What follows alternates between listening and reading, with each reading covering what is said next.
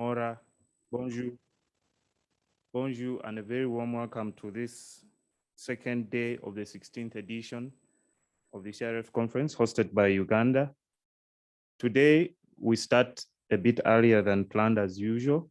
We'll try and make sure that what we had yesterday, the challenges we had yesterday are fixed. So we won't have any of those challenges. We apologize for the glitches that came yesterday, but we've worked hard to fix all of those. Today, just before we start the day's events, I just need to give you a quick summary of what stood out for me. My name is Dennis Navende, and I'm the Senior PR and Corporate Affairs Officer at the Uganda Registration Services Bureau.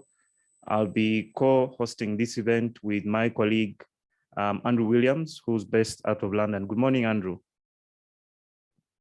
Good morning, Dennis. Fantastic to be here, and good morning to all our attendees and speakers for today. Thank you, Andrew. From yesterday's discussions, we had the Attorney General being represented by the Director Legal and Advisory Services in the Attorney General's office, Mr. Souza John Bosco. One of the things I would repeat that actually stood out for me was his call for the registries world over to ensure that citizens or the services that are provided to the citizens are moved from being in line to actually being online. After that presentation, we had a presentation from Malaysia that talked about how the government of Malaysia decided to waive fees for registration to ensure that they reached other groups of those who were not able to register their businesses. And then we had a report from Ubinka about the registries, and something that stood out from their report was that they realized that registries are determined not to return to the pre-pandemic practices. And then we had a presentation from the company around blockchain technology and AI. He mentioned something about technology twins. It's a concept I hadn't heard of in terms of making sure that systems work together to deliver better services. I think that came from Russell Perry. From my side, I look forward to a very good and engaging day two. I'll hand over to my colleague, Andrew Williams in London, to take us through maybe what stood out for him for day one, and then take over into the next panel discussion. Over to you, Andrew. Thank you very much, Dennis. As I said before, we had some really amazing speakers and attendees yesterday. It was fantastic to hear from everybody. I could list the highlights, however, that would literally be every single speaker we had on. It was incredibly exciting, and not to mention as well the fantastic social hour that was hosted at the end of the event, of course, by our diamond sponsor Foster Moore and the wonderful Justin Highgate. It was fantastic to meet everybody, to catch up, and to actually have a nice mechanism for us all to see and talk to each other, especially after all the challenging times we've been through over the last year or two. Today we have another busy but exciting day ahead. We have some brilliant speakers lined up, and I can't wait to hear from them all. I would also like to say a massive thank you for everybody who bared with us yesterday throughout some of the technical issues that we worked through throughout the day. As Dennis mentioned, in order to enhance the experience today, we have revised the agenda slightly, extending some of the sessions in order to allow a bit more time for discussions, and in order to allow speakers to fully present and make sure everything flows seamlessly throughout the day. You might have noticed that we have also moved some things around in terms of giving just a little bit more of a gap in between some of the sessions for people to nip off and grab a coffee or a cup of tea, as I may well be doing. So before I introduce the first speaker for today and the first agenda item for today, I would just like to say a big thank you to our sponsors making this event possible. That includes Foster Moore, B Systems, Company, NRD Companies, and of course, the Government of Uganda and our wonderful host today. So our first agenda item for today is titled Partnering with Enterprises to Deliver Modern Registries. This panel will be moderated by Michelle Crosby, Deputy Registrar and Deputy Commissioner, the Australian Business Registry Service. It is an honour to have Michelle with us today. As a role as Registrar and Commissioner, Michelle also leads on an exciting programme modernising business registries. This is a transformative program working across different agencies to bring together information and to increase the ease of doing business and interacting with government. I'm very much looking forward to hearing more about Michelle's work, as I am for all our panelists and speakers today. Without further ado, though, I will hand over to Michelle. Fantastic. Thank you, Andrew. You'll have to wait to hear about my work till tomorrow night or tomorrow morning. I'm just moderating this panel today, but we are talking tomorrow morning about our modernisation program. Good morning, everyone, or Habari za Asubi. I hope I pronounced that right. Welcome to our first panel discussion of day 2. And we do have a great lineup of speakers, and I'm very pleased to moderate this session. As Andrew said, I run Australia's business registry services. I'm also Australia's representative on the CRF, and Australia has a long and proud history of being involved in the CRF. So I was delighted to be involved in the conference. Thank you to our host, Uganda. Carolyn and colleagues, fantastic program so far, and very much enjoyed the sessions, as Dennis and Andrew have also mentioned. Our topic this morning is going to explore how we can partner with enterprises to deliver modern registries. And with that topic, we're going to traverse making it easier for people to register. We're going to look at registry e-services, using data to deliver better outcomes for government and citizens. So we're going to cover a lot in our session today. Today, you're going to hear from 4 fantastic panellists: Justin, Aiva, Samuel, and Thomas. We have just over an hour for the session, so each panellist will talk us through their presentation. We'll pause for some questions and then go on to the next presentation. And we can, if we've got time at the end, we'll take more questions as well.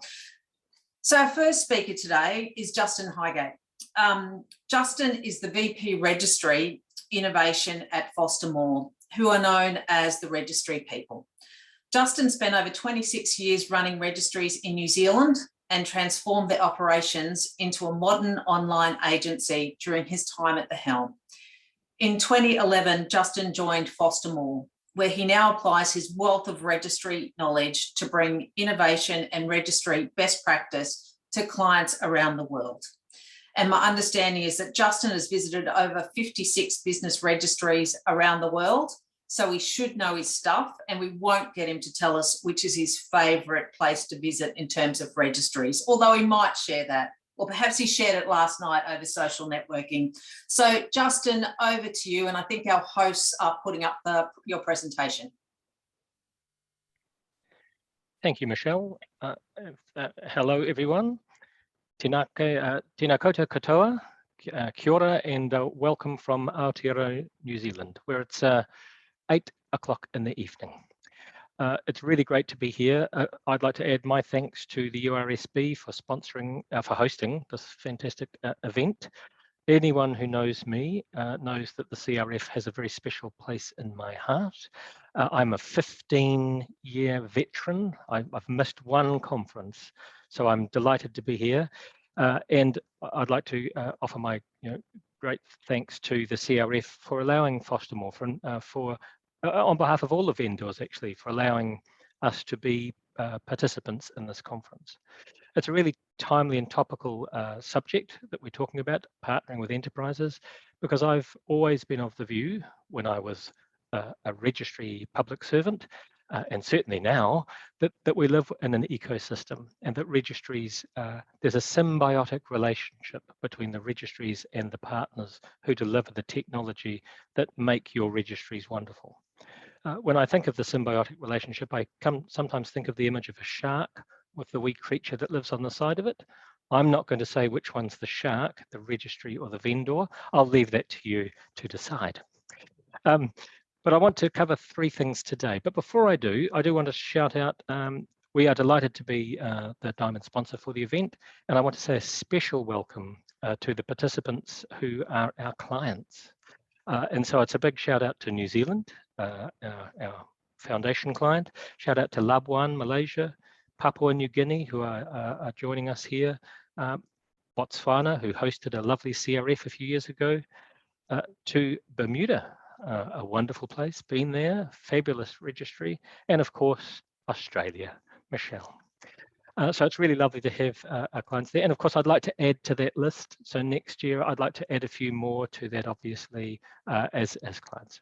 But let's jump in. I want to talk about 3 areas of focus. I can't see the slide, so is that a problem? Is it there?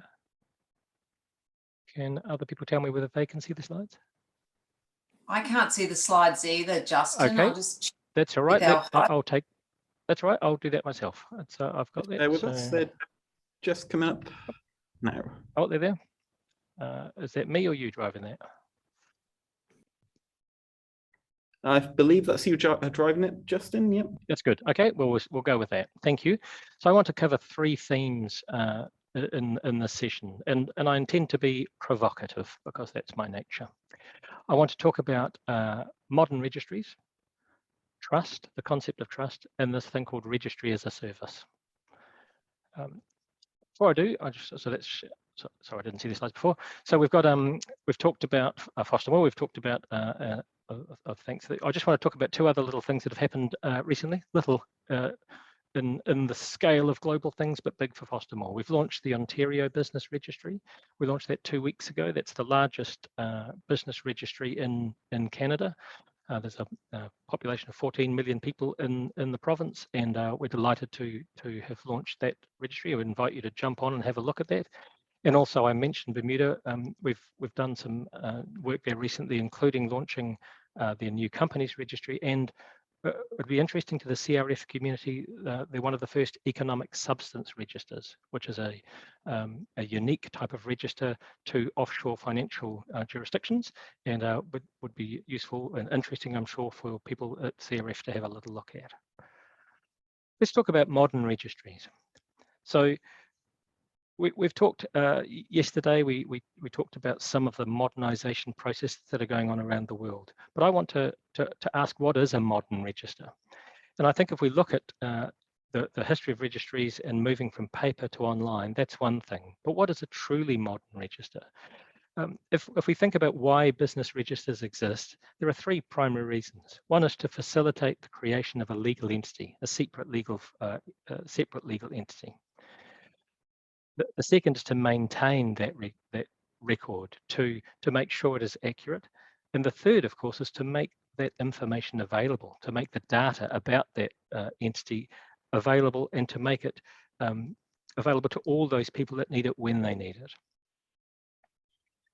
So if we understand a modern registry and how then it will apply those 3 concepts, it's all around doing things at the time that the client needs to do it. So making it easy, obviously, but also making it trusted and bringing information to the registry and having the registry deliver that information in a way that is useful to not only the business community, but to wider government. And we're going to hear later today about the use of registry data to make doing business with the wider government easier. I think a modern registry talks about integration and making sure that you can integrate the core components of a company's register with all of the services that need it, so that it will both consume information from other systems. And here I'm thinking particularly around evidence of identity or proof of who a person is, and also make the information about the company available to those other agencies that need it. We have issues around accessibility, that it can be used by people wherever they are. So things like accessibility, usability, and mobility are very important. The fact that a registry can use and should use credentials that are available and are needed internationally. Things like the legal entity identifier or a single business number. So a modern registry doesn't take an old process and just add a new number, but rather recognizes the value of numbers that are used or credentials that are used in existing systems. So a modern registry can both consume or generate those in a way that is useful. And we know from presentations on the legal entity identifier that is an internationally recognized credential and is very valuable when used by businesses. I think connection to systems such as Know Your Customer or beneficial ownership, and we're going to talk a little bit about that shortly, are critical for a modern business register. The ability to identify and track people is critical in a modern registry. If we look at the issues globally that are occurring around trust in registers, that's the next theme we're going to touch on. Invariably, it comes down to the behaviour of natural persons, of the people that are the actors involved in an entity or in a business. And so being able to keep track of those people and identifying them and seeing where they occur in a registry is certainly an attribute of a modern register. Beneficial ownership, we heard yesterday. Beneficial ownership it's not a case of if, it's a case of when your jurisdiction will need to introduce beneficial ownership registers. Europe the European Union have directed member states to adopt them. Canada, the United States, New Zealand, these jurisdictions have been asked by, not been asked, are mandating beneficial ownership registers as a response to FATF and anti-money laundering reports in their jurisdictions. Touching on so these elements that I'm throwing out are elements that differentiate a modern register from an ordinary register.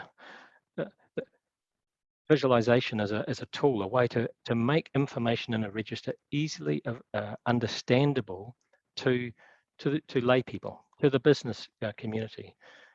You shouldn't need a legal degree to be able to look at a company and understand who its shareholders are, who its beneficial owners are, who their directors are, etc. So the use of tools like visualization to show ownership structures, etc., are very important and are attributes of a modern register.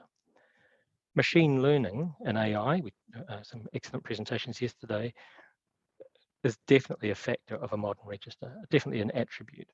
The ability for machine learning and AI to predict the behavior of rogue actors on the register, to predict those entities that are likely to not comply, or to assist those who in the past have indicated issues with compliance. These are all things that AI can assist with. Name determination, the ability for a name to be selected and by the process of getting a name determined, selecting that can be assisted greatly by artificial intelligence. Let's talk a little bit about trust on the register. So the ability, it's all very well having registers, but unless the information in those registers is trusted, they're not useful, and they're not reliable.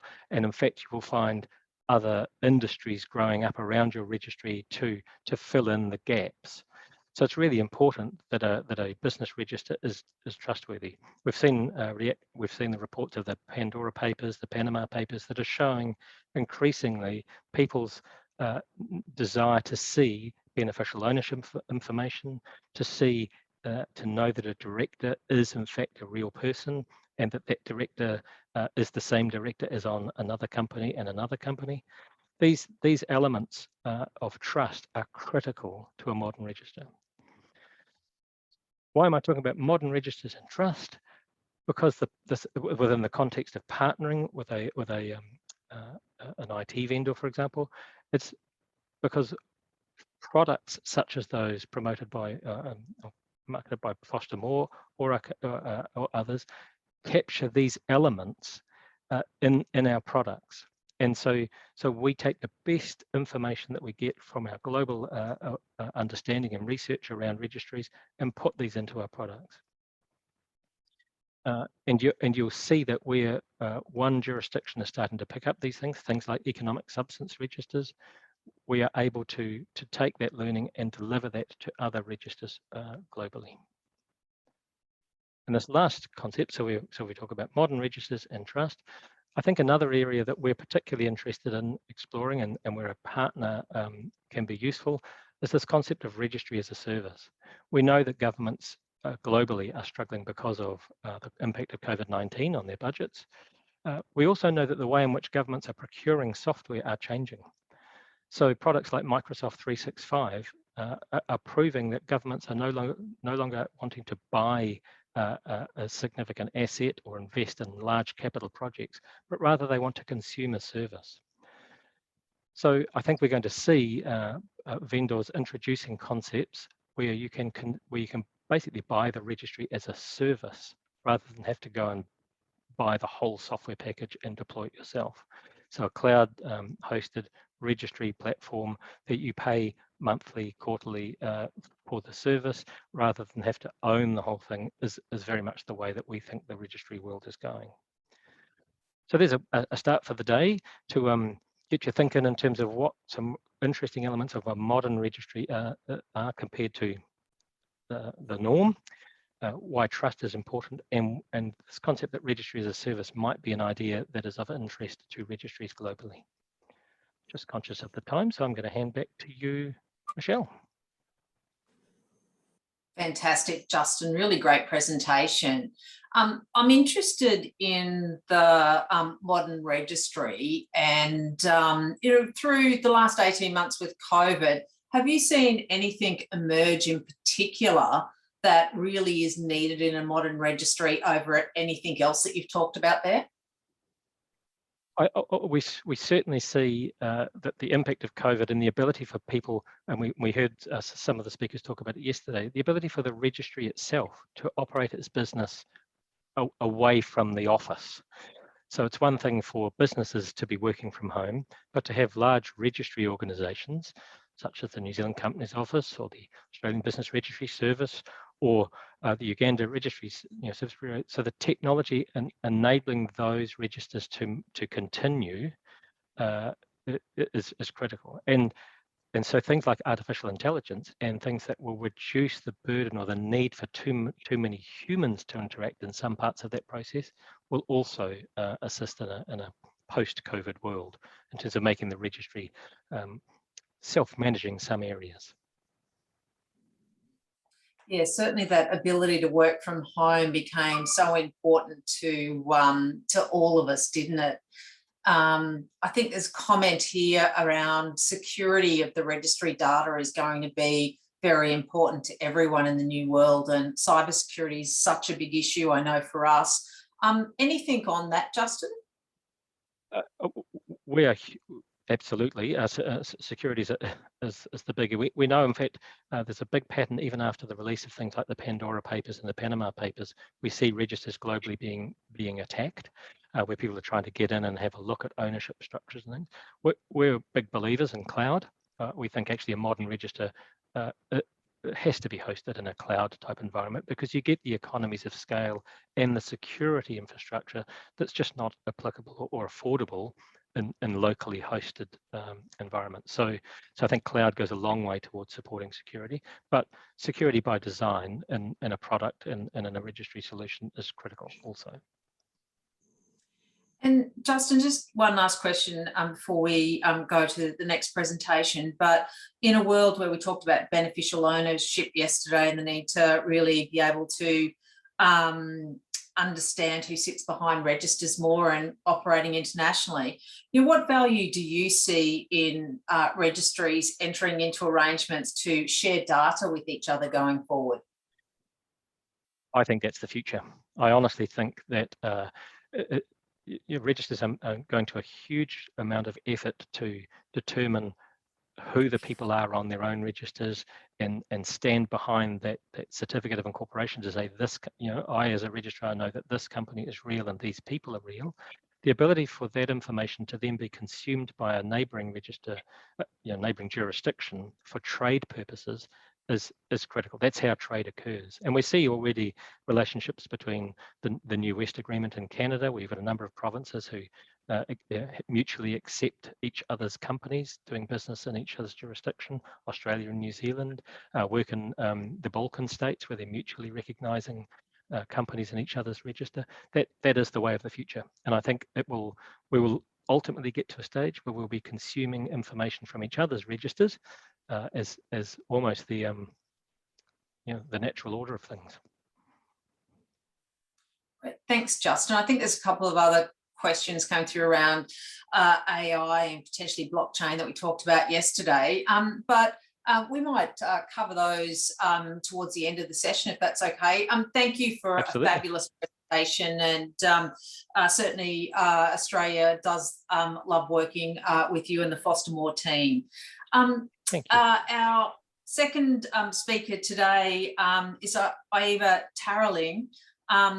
Aiva is head of registry practice at NRD Companies and is an experienced consultant and expert with a focus on corporate and public registers, strategic planning, and e-services. Aiva also has a background in running registers, so similar to Justin, and she's done a significant amount of work in Lithuania, where she's led the State Enterprise Centre of Registers and was involved with their business registry development and operation.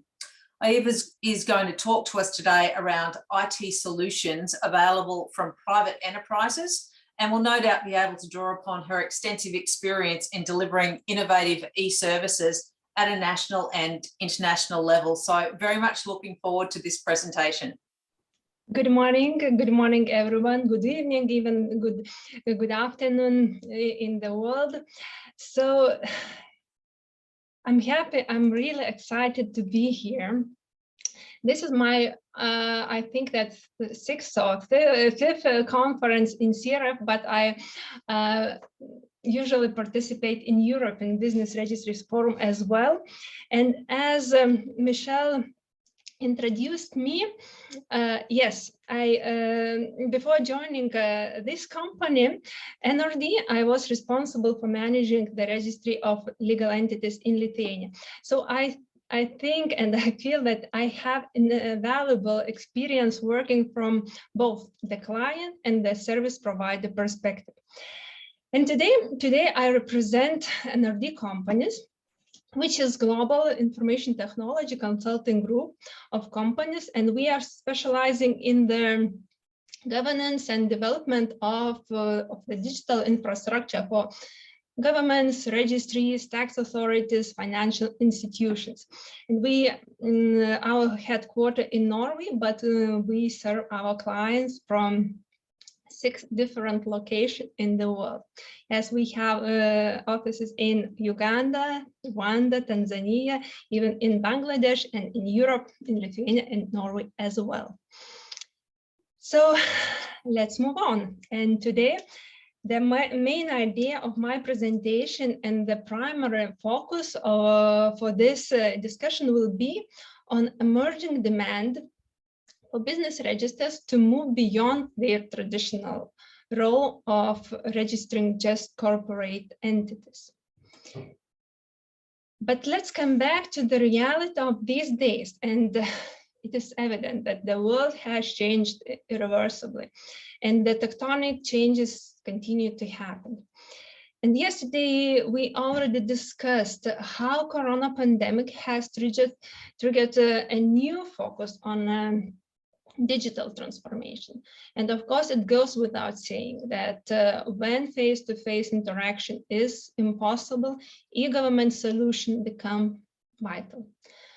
But I can say that even those jurisdictions for which the lockdown period has not had dramatic consequences for registration procedures because they already had electronic services, today they still need to rethink their services as customer expectations fundamentally have changed. And here I would like to quote Mr. Albert Einstein. He says that in the midst of every crisis lies great opportunity. Yes, it's the right time to supercharge.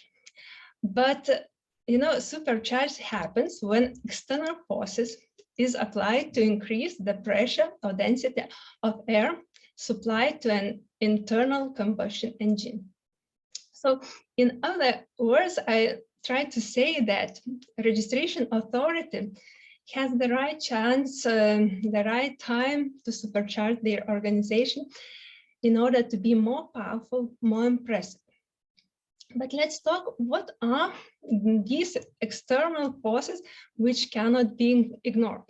Yes, it's well known, this COVID situation, what happened in these 2 years. But I can say that citizens and businesses have grown organically towards digital services over these 2 years, as it would have taken decades.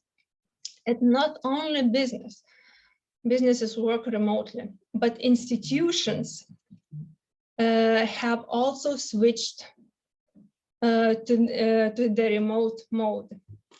Yes, in a few months,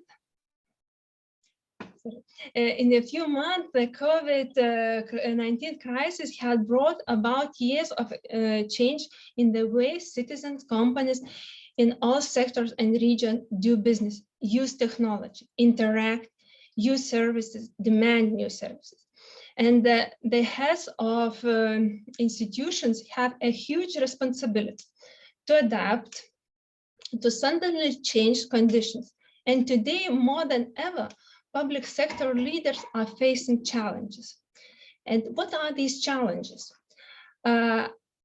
Registrar Generals are experiencing pressure related to the changing demand from business, citizens, and the national authorities.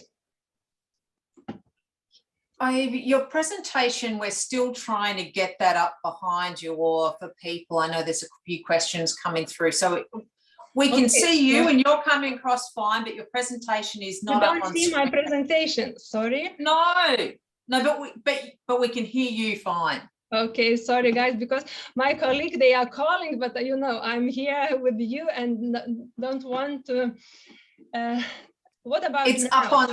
It's up on screen now, thank you. It's okay, everything is okay now, okay? So let's move on or start from you? No, let's move on. So let's talk about these expectations from stakeholders and different stakeholders. Registrar Generals, they are experiencing related changes, as I said, to the changing demand from business, citizens, and the national government.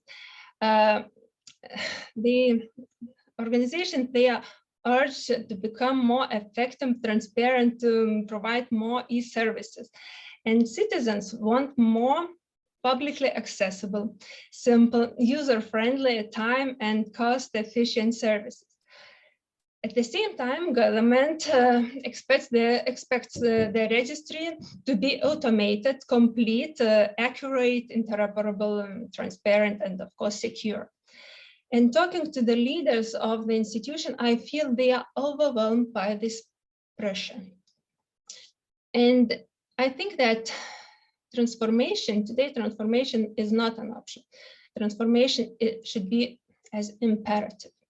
And from my point of view, a registrar must rethink the mission and vision of the institution, recharge their organization. And my suggestion when making adjustments and transformation is to take the course towards the center of registers. The modern business registration agency should work as facilitator to the whole company registration ecosystem. Today's society needs the business registration portal, where they can get services such as registering a company, providing data on beneficiaries, ordering and obtaining licenses, registering collaterals, trademarks, and providing and obtaining other necessary services from the state authorities. I can definitely see that business needs a seamless process. They do not care what institution will take the final decision.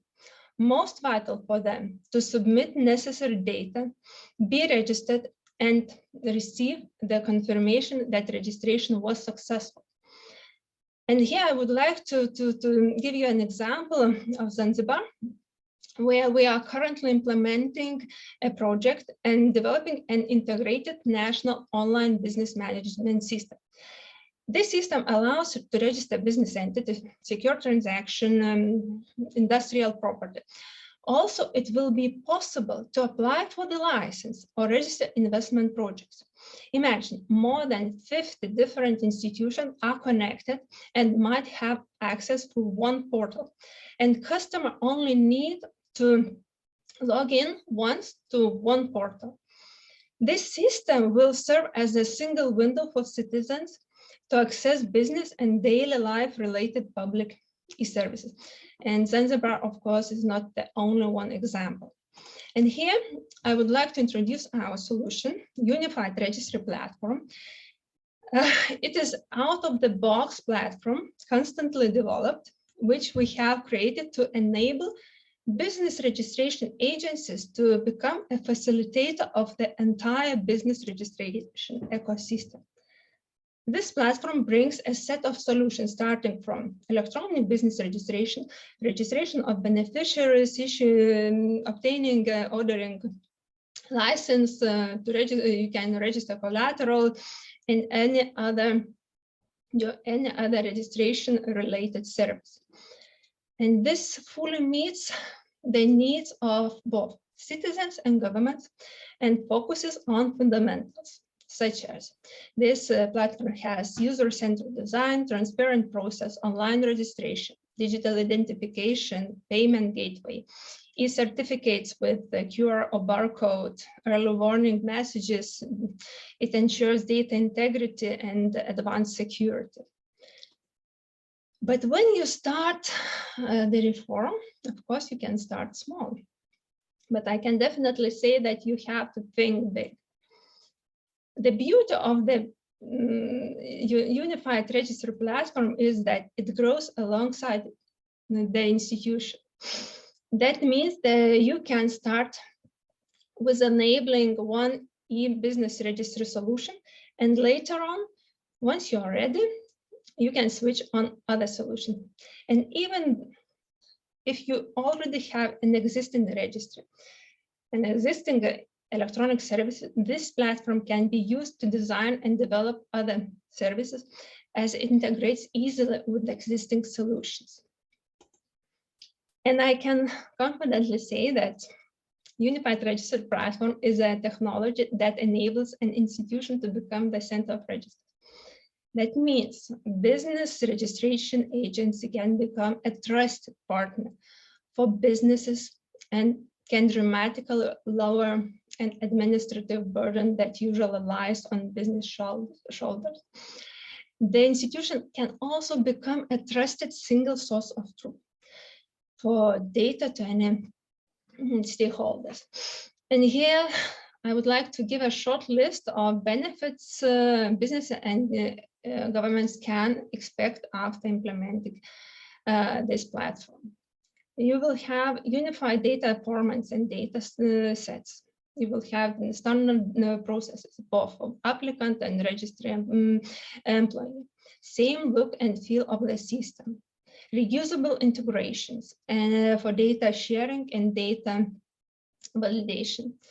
It will ensure lower cost to deliver services. It will be improved G2B's client service and higher compliance. And I'm happy that dozens of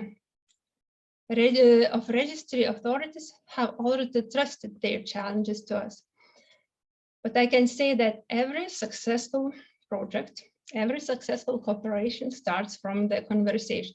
So my team and I would be very happy to chat with you, and feel free to ask questions or contact me today, a time convenient for you. So thank you for your time, and I'm ready to give the floor to Michelle and to answer to your question. Thank you. Thanks, Eve. Fantastic presentation. And I just love that concept. And I know a comment came up around that National Centre of Registers. And it's great to see that coming to life in Zanzibar and other countries. We're bringing together so many different registers. What are some of the challenges you've faced in doing that? Because, yeah, I love the concept. Yeah, you know, it is quite easy for me to speak about how to become center of registry, because I came from such organization in Lithuania. It won't happen in one day. But first of all, the leader of the organization, the registrar general, should be this flagman, should go to the, to politicians to explain what benefit will get the organization, what benefit will get citizens and government itself. In general, it's not about technology. Technology can do everything. Our company, we just come to client and then try to work as a partners and find the way how they will get most of this situation. But this my presentation like encouragement to leaders of registries, not to stand still and to just to wait for something, but be to be just a flagman, to be a leader, true leader, and then to when you have more and more registries, in other words, you have more power, because data is a new oil and so on. So just try to say with my presentation. That's fantastic. If I can just build on your Einstein quote, in the midst of every crisis lies great opportunity. What are the biggest opportunities that you're seeing to provide that trusted kind of source of truth in our data that you talked about? This great opportunity to become more digital, to provide more digital services.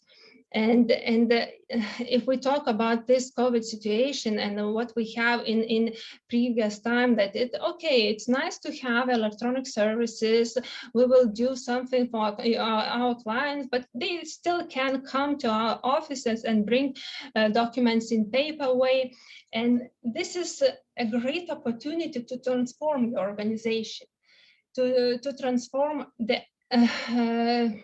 your organization, re-engineer your internal and external processes. And as Mr. Russell said yesterday, we still trying to make this analog process to twin it in digital process, but it's not the same. We should change our mindset and try to think in a different way, how we can achieve better quality for e-services, better quality of data, what we have now, to ensure better compliance from our client and so on. So I still feel and see that it will be a great opportunity to recharge our organization, to transform your organization in more modern way. I think that's very wise counsel, that concept of not picking up what we're doing today and trying to move it into a digital world as it is, but just trying to think so differently going forward.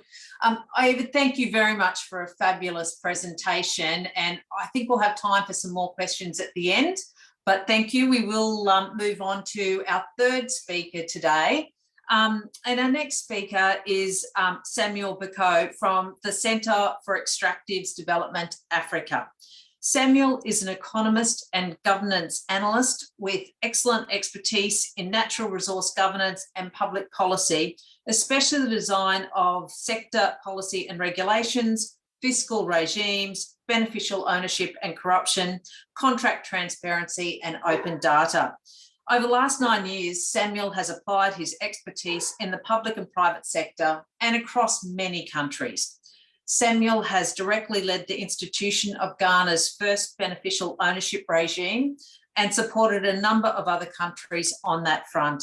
And I know beneficial ownership is a topic that we all have a lot of interest in. So I Samuel, I am very much looking forward to your presentation today. So welcome, and hopefully we can get your slides up behind you as well. So thank you. Thank you, and good morning, afternoon, and evening to all participants. I'm quite excited to be part of CRF. This is my first CRF, but I'm really happy and I've enjoyed the sessions from yesterday up until today. I think the host would upload my presentation, but before that, I'm taking a slightly different approach. I'm a public policy person and I'm an economist. And I will be talking about a case study of how we started the implementation of beneficial ownership disclosure in Ghana, and also how the company registry in Ghana had played a very key and critical role to get it set up now. So I will start with, if you can scroll the presentation. So I will start with talking about the story behind this, how it started, and then talk about some of the challenges we faced, and also talk about the implementation approach and some of the key lessons.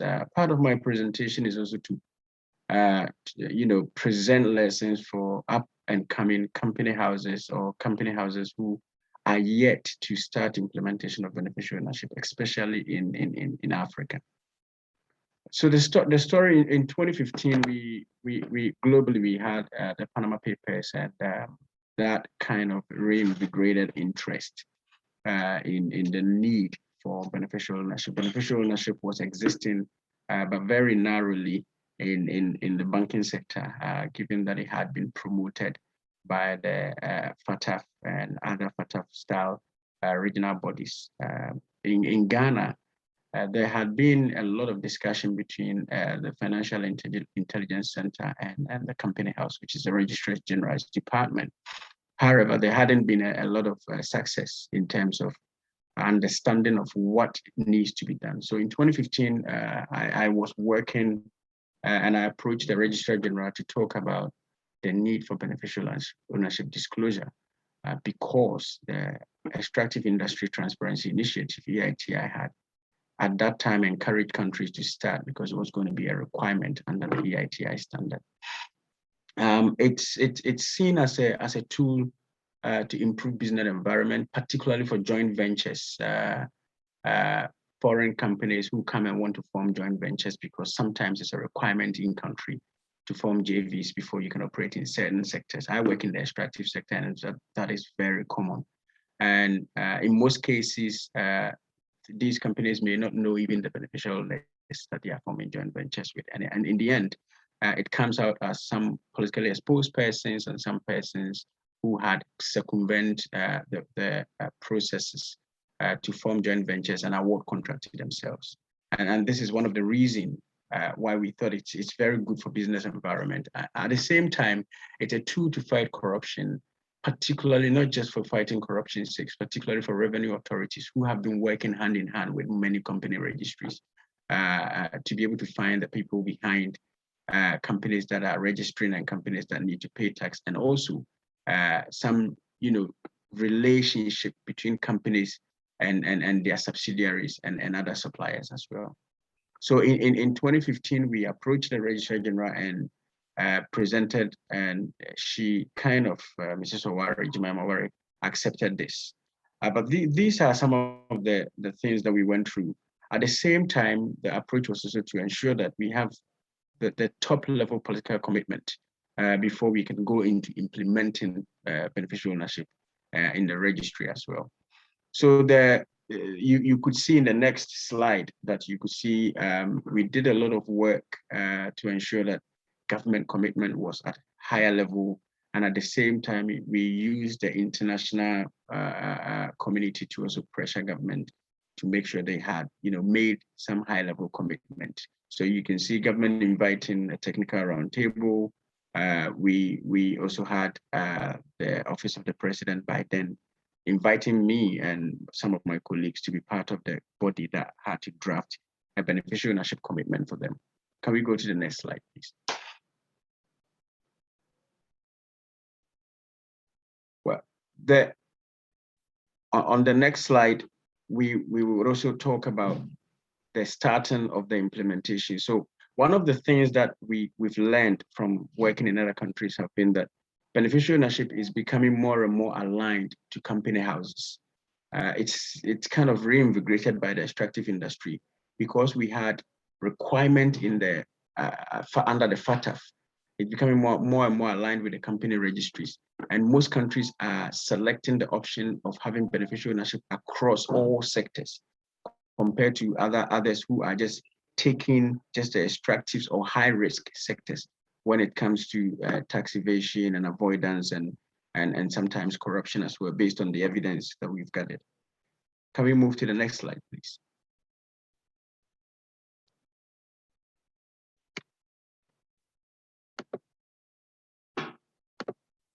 So let's talk about a challenge. When we first approached the company house to talk about beneficial ownership, there were no capacity on beneficial ownership. Unfortunately, even the lawyers in the country did not even understand a lot about beneficial ownership. They were talking about beneficiary of companies, which were quite different. And therefore, part of it was to draw like a plan to ensure that that particular capacity we are building was not just for BU, because we took that advantage to review the entire company registry to look at where challenges are that we can help to fit BU in the existing registry. This is where probably it becomes more important for us here as well.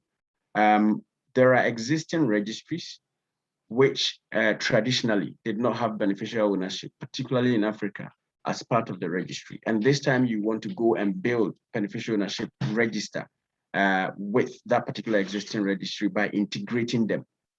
We found some challenges in the existing registries, but one of the good things was that we leverage on the beneficial ownership registry that we were building to be able to ensure that we have fixed those challenges that were existing in the traditional registry that Ghana had. One of the things also, we partnered with private enterprises and stakeholders in terms of both state and non-state actors. And in doing that, that presented us with a very important lesson. One of the things we could share is that in implementing beneficial ownership register, it is very key for you to start your stakeholder consultation even before you even get the political commitment, because this has really, really helped us. And I know most countries are going to start implementing this now. And it's new to companies. In explaining it to even your client, which is the companies, sometimes it makes as if you are going to fight corruption with it, and therefore it sounds a bit strange to them, and it thinks it's going to reveal certain secrets. So the stakeholder consultation has to start very early enough to be able to ensure they are all on the same page, they understand what the benefit of beneficial ownership disclosure is, and sometimes to let them know that it's also part of international protocol and certain regional bodies requirement, and therefore that has to be done. We also had, in terms of some challenges with the lack of clear understanding in terms of the legal and contractual obligations with the private service providers that we had. There were some existing providers who were providing services to the registry, and even in trying to tell them or trying to convince them to integrate BO was also a challenge. I'm really glad that I'm hearing the new businesses like what Lever presented, and I'm sure Mr. Baefi is going to present on that, is also starting to integrate BO in the existing systems, because we had some challenges when we started, actually. The approach that we used, we looked at the data model to match all the information required under beneficial ownership. Some of the legal ownership information were there, but as Justin presented, in new and modern registered, you're talking about integration, you're talking about accessibility and usability. So we looked at that, and the existing register, even though it was still manual process, Ghana had still not, migrated into a full electronic process where people can use portals to enter or register. Rather, you could just download the forms and submit it manually. But we looked at the opportunities that the beneficial ownership could, bring to the existing register, to look at the data model, the requirements, in there, and also ensuring that we kind of reviewed and fixed the existing register to ensure that that data model, that we don't have repeated data models. So we looked at all of them, and we had to host with the partner who actually delivered this. It was an existing contractor with the Registrar General. We had to host a lot of user meetings with a lot of stakeholders for them to understand clearly what data model that is going to be used in building that particular register. There was also the need for us to review the entire Registrar General department in terms of the management. We kind of provided some recommendations in terms of the management. We needed to do like a change management assessment to look at who is responsible for what. One of the things that beneficial ownership implementation would bring about is also enhancing verification of information, company registries information. And I think this is what we are still working with them, but we've worked with them to look at how best under their new law, they can set up a verification unit, which will not just do data validation at the system level, but go on and sample through risk-based analysis to do some verification of information submitted by companies as well. We've also supported them. We looked at the legislative review to make sure all the legislations and the requirement under the legislations were in tune with the system, the register that we were building. And also, as I have mentioned, the approach was also the extensive private and public sector engagement that we had undertaken. We kind of, this is a lesson for some of the registers as well. The policy will come from government, but when it comes to you implementing a beneficial ownership register, it comes with a sense of urgency. This is evident in even Uganda, because they will tell you, look, there is a need for us to complete this because it's a requirement under FATF, it's a requirement under EITI. And that sense of urgency, you need to ensure that that is built into the implementation, because otherwise you get high-level political people asking you, when is the deadline? When are you completing this? And it's not that easy because of the need for that extensive consultation with both private, your clients, and also even the public in terms of other state agencies. So we need to, build that sense of urgency in it in every decision that you make, and even when you are building the system, that sense of urgency is there. In terms of forming like a coalition to get things done quickly. For instance, if you need approval from Parliament, you need to form that coalition across different agencies that are supposed to approve certain document or legal document for you. And I think that is really, really key. That really helped us. Also, creating a vision in terms of what the BO would do and which agencies will partner with, and communicating that to them was very key. I think one of the things we did was the Ghana lawyers, we call it Ghana Bar Association. We needed to consult them regularly to make sure they understand, because they are most agents who register a lot of companies in Ghana as well. We also did that planning for and creating short-term wins to look at where we can actually look at plugging the low-hanging fruit, to look at where we can start. So we actually started collecting some information whilst at the same time, we were still developing the register. We did it in terms of testing by piloting it to make sure any challenges we face were built back into the system.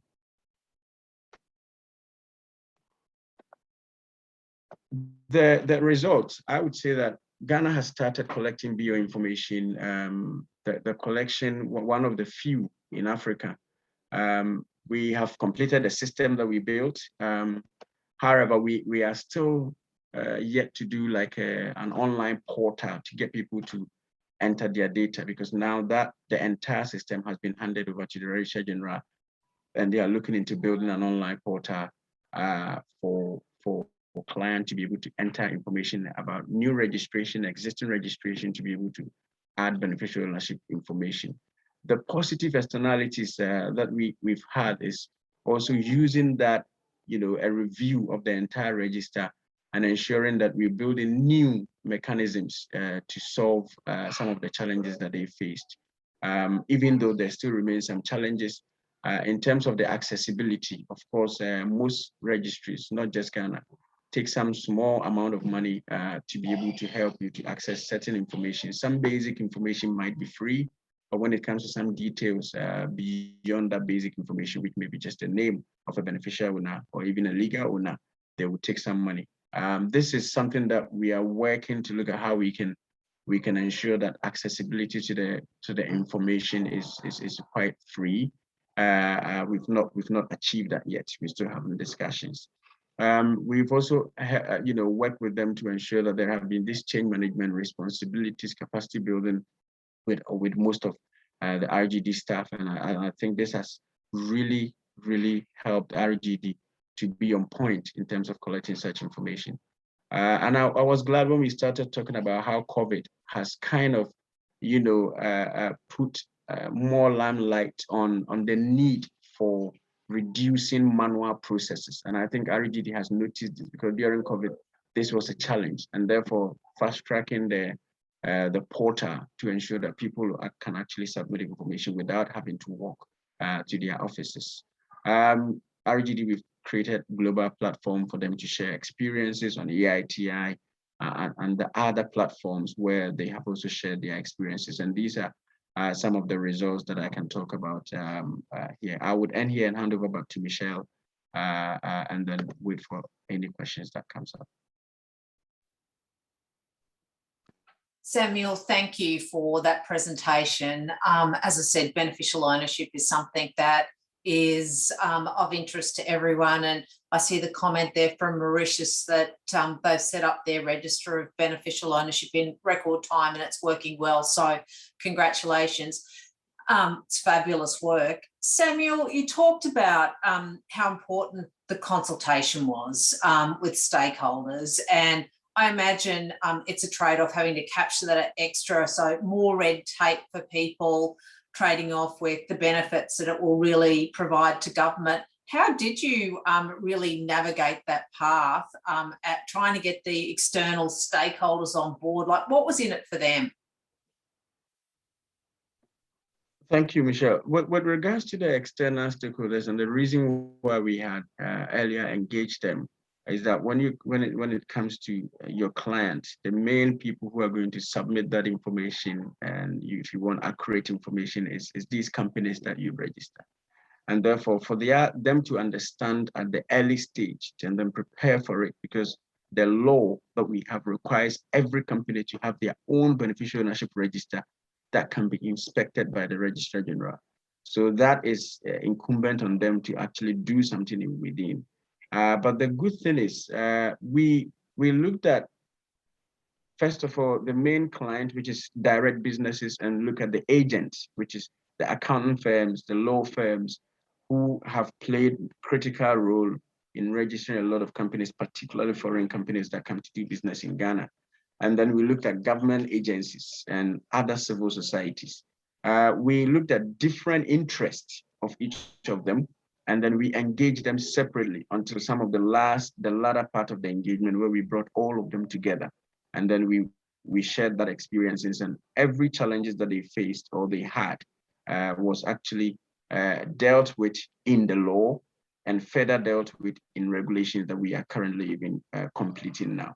So we took the approach of ensuring that their challenges, their understanding individually, we grouped them and then had to deal with them individually before we brought them together. But it was key because it has garnered a lot of support for the beneficial ownership implementation.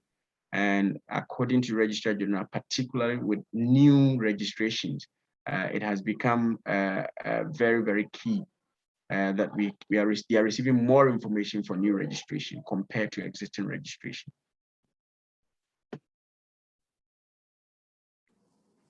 Thank you. You were very brave, bringing all of those diverse stakeholders together at the one time to lay it all out with them. Just a question from Peter. What identifier are you using in relation to beneficial ownership?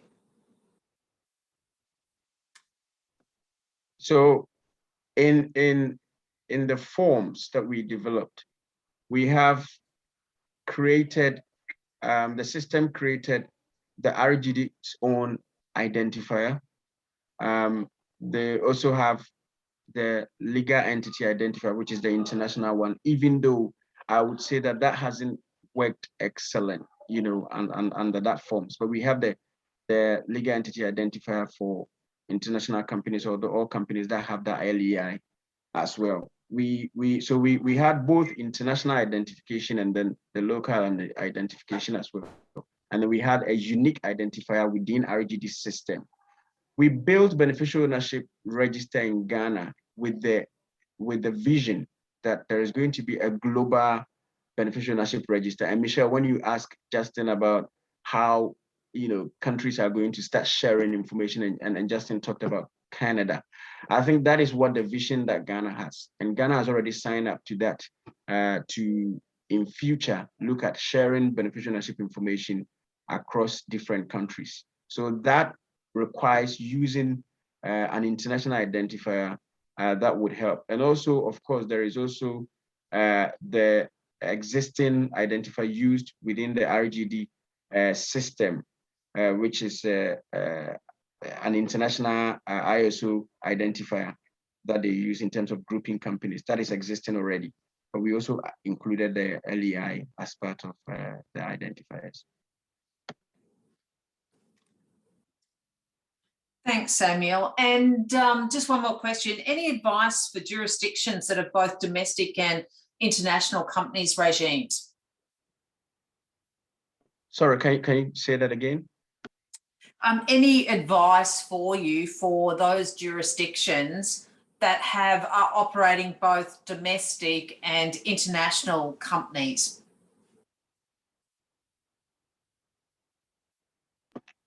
So when it comes to companies that have both domestic and international branches in Ghana, I would say that the aim for that, if I get your question correct, the aim for registering beneficial ownership in Ghana, it's the ultimate owner. So even if you have a branch in Ghana and you are using the domestic company to register, it goes straight back into the ultimate owner wherever it's located. And therefore, we have opened up to include international companies because we know beneficial ownership is global. And therefore, the beneficial owners may not necessarily be Ghanaians or living in Ghana or residents of Ghana. So we have opened up to ensure that even if it's a foreign and we don't have existing information through national identity, we take additional information, including either passport identity or a nationally issued identity for such beneficial owner. And I think we've been quite open as possible to ensure we accommodate all other potential, diversification in terms of companies, diversification across the world as well. Great, thanks, Samuel. And there's some comments coming through about how Mauritius is handling both international and domestic, and it sounds like Mauritius and Kenya are doing really good stuff around beneficial ownership. Now, our last speaker today is unfortunately not able to be with us, so I'm going to bring Justin and Aiva back into the conversation right at the moment as we're talking about beneficial ownership. And both of you are involved in supporting a number of countries around your technology. And what advice do you have for countries that may not have gone down this path yet of beneficial ownership to start thinking about it and starting to get ready for what is inevitable? So Justin, maybe to you first. I think there's some fantastic resources available now, and a place that I would really point people to, other than fostermore.com, of course, would be to go and have a look at openownership.org. So Open Ownership is a project based out of the UK related to open corporates, but they're championing a genuine standard for beneficial ownership registers, and they have a lot of information and material available, including really good descriptions about what is beneficial ownership, what's covered, how do you stand up a beneficial ownership register, what standards should you use when you're displaying the information. Obviously, companies like Foster Moore reference that information to make sure our product is on best practice and uses those standards. But I would say that's a really good neutral place to start. It's they're not pushing anything; they're just telling you what beneficial ownership's all about. So that's openownership.org. Fantastic. Thanks, Justin. And we might just pop that those websites up in the chat box, and so that people have got that. Ava, from your perspective? Yeah, and I fully agree with Justin what he said, but I would like to emphasize that, okay, once again, I would like to say that technology can do everything, but the state should be ready to explain to the company what kind of data they should to submit to the registry. It is vital to have these guidelines for the companies, lots of explanation what data should be submitted. And of course, when you have as a registry this data, it is necessary to have this tool, visualization tool, because as far as I know, this beneficiary data is so sophisticated, and how to go down deep in this level of real beneficiary.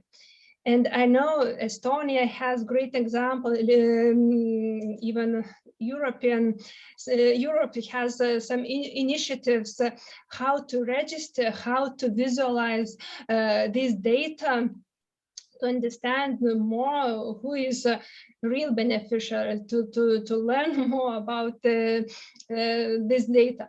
And in Europe, we are, we have even European directive which puts to the registry this obligation to register data about beneficiaries.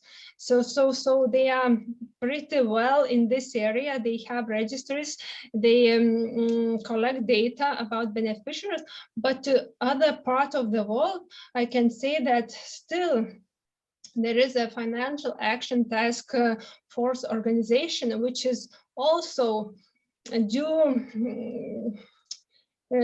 some consultations, recommendations how to fight this anti-money laundering and terrorism financing issues. So anyway, I think that the biggest problem is how to identify, how to explain to the company what kind of data they have to submit to the registry.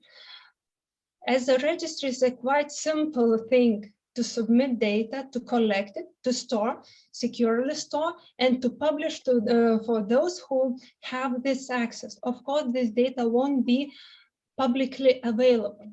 It will be probably restricted. Some data will be restricted, some data publicly available. But again, probably I would like to encourage these countries which don't have these registries, just start to think about this, start to analyze existing legal acts, what are in Europe, what are in other countries, determine who is the final, who is the beneficial owner, and then start, these technological changes, build a system for collecting this data. Fantastic, thank you. And I think that's great. I mean, countries can, whilst they might not have the technology at the moment, there is nothing stopping us from really thinking about what data is going to be required going forward. And it's fantastic to see in the chat people sharing information. I think Samuel is about to be inundated with people, and thank you for putting your email address there, Samuel, Mauritius and others. Great to see the sharing, and that's what CRF is all about. It's sharing our experiences with each other so that we can all learn. So on that note, I would like to thank our panelists tonight, Justin, Aiva and Samuel. Thank you all very much for the work that you put into your presentations and answering all those questions for me. And Andrew, back to you.